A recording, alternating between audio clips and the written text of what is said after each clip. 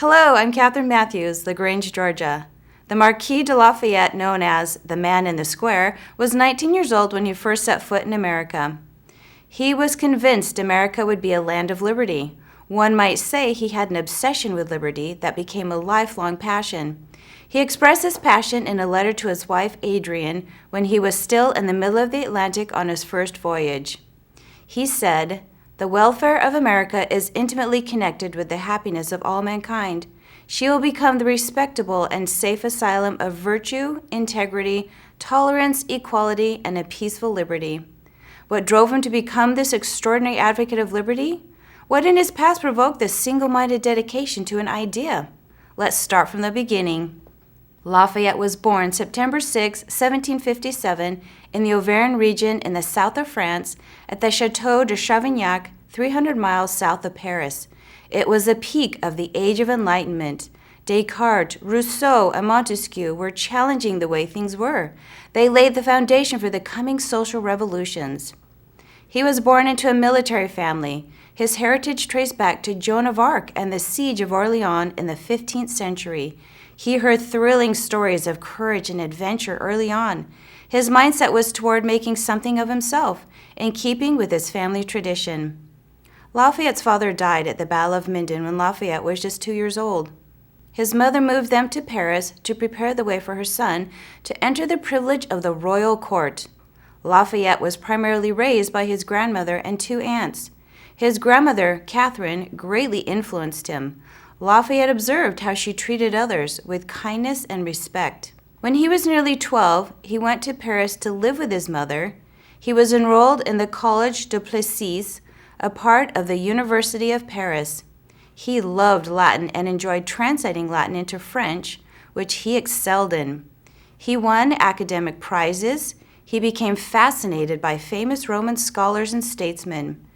They wrote about courage, duty, and revered the ideas of the Republic and individual freedoms.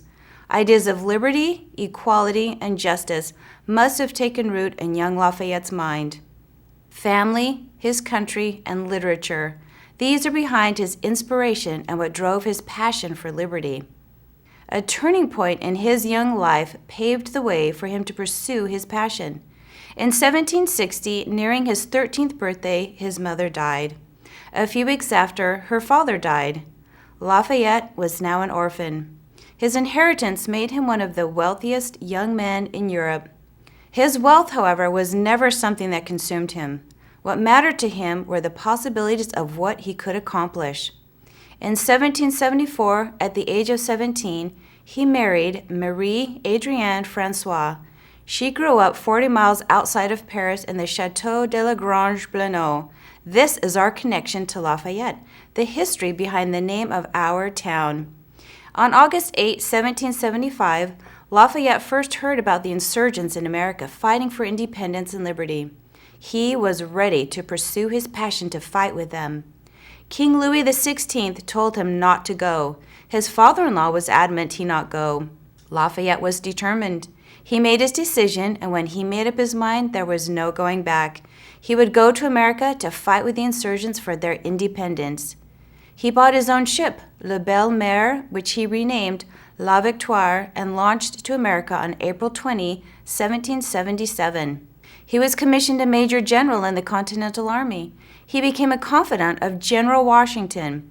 He was wounded in the left calf at the Battle of Brandywine. He commanded the venerated right wing at the Battle of Yorktown with Alexander Hamilton under his command. Lafayette hoped to translate America's ideal to France.